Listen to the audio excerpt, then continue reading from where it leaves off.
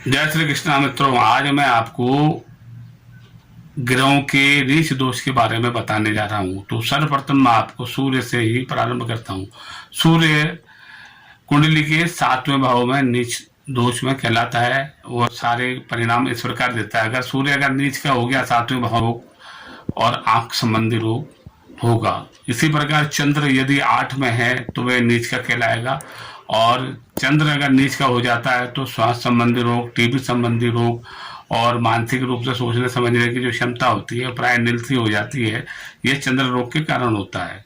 इसके आगे मैं आपको देता हूँ, मंगल जो होता है 1 में, 4 में, 7 में, 8 में और 12वें भाव में नीच का कहलाता है। लेकिन मंगल में क्या होता है, जहाँ 1, 4 और 7 जो जिस घर में अगर ये है, अगर उसमें 1, 8, 12 अगर भाव के जो ग्रह अगर बैठे हो तो मंगल दोष प्राय समाप्त सा हो जाता है। लेकिन मंगल दोष अगर जिसे होता है वो प्राय जिद्दी होता है और अपनी स्त्री को दबा के रखने की मतलब उसमें एक आदत सी होती है। घर बार बार में एकदम अत्यधिक गुस्सा आ जाना, ये मंगल दोष की निशानी होती है।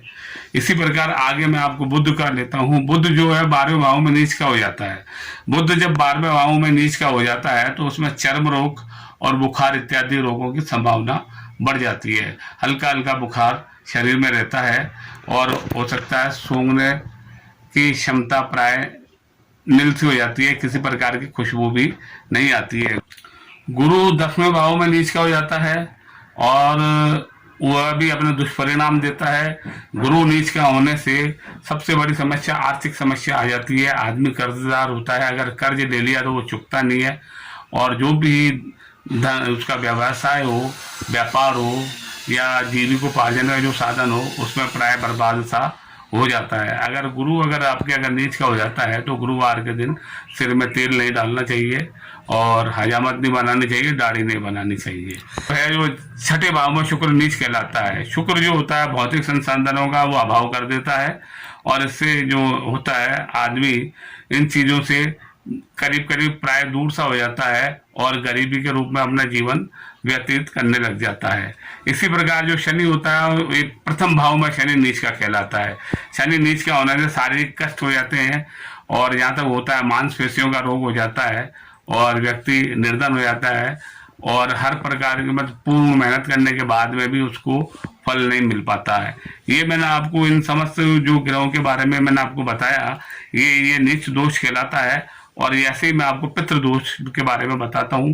पितृदोष क्या होता है, सूर्य के साथ में यदि राहु या केतु हो, चंद्र के साथ में यदि राहु या केतु हो तो एक तो एक ग्रहण दोष कहलाता है और वो दूसरा इस शब्दों में पितृदोष भी कहलाता है। पितृदोष के कारण व्यक्ति को हर काम में कठिनाई आती है, वंश वृद्धि नहीं होती है, अगर औलाद होने में भी समस्या होती है या अगर शादी हुई भी हो तो अगर बच्चा होता है तो मतलब कहने का मतलब है वो मिसकरेज हो जाता है, बार बार वो व्यक्ति दुखी होता है और हो सकता है आर्थिक अभाव भी उसको होने लग जाता है।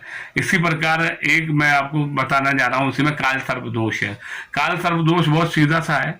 अगर राहु और केतु के मध्य अगर समस्त ग्रह आ जाए और एक तरफ अगर ग्रह है तो वह काल सर्प दोष कहलाता है। इसमें भी व्यक्ति बहुत ज़्यादा दुखी हो जाता है, हर चीज़ में उसको अड़चन आती है, 99% होता हुआ काम आखिर के अंदर नहीं हो पाता है, हर चीज में से नकारात्मक उत्पन्न हो जाती है, उसका मानसिक संतुलन खराब हो जाता है, सोचने समझने की क्षमता भी उसमें प्राय निलसी हो जाती है और वो पूर्ण रूप से हिम्मत हार जाता है।